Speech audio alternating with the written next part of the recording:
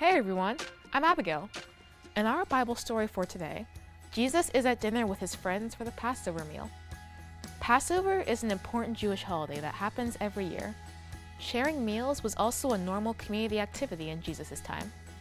Jesus sat down at many tables with his friends, sharing their time and coming together over food. But this one was different. Jesus took bread and broke it. He said to them, "This is my body, which is given for you. Do this in remembrance of me."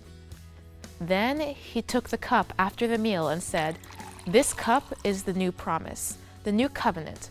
Drink it and remember me."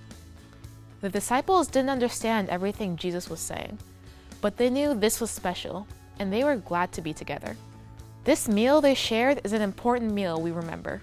Sometimes people take communion at church. When they do this, they are celebrating and remembering the Passover meal and the words and teachings of Jesus. But there are also other ways to remember this special meal. We can do this by eating with friends or family and thanking God for our food and time together.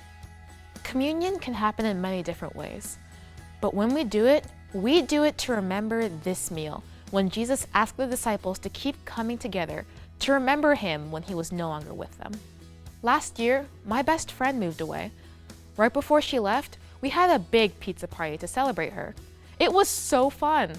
We played games and laughed with our friends until we had to go home. Now, I have a pizza party with my other neighbors once a month. Whenever we have it, I remember my friend who moved away and all the fun times we had together. I also remember what an awesome friend she is, so I try to be an awesome friend too. Jesus invites his friends to remember him and the things he taught them by gathering together and sharing a meal.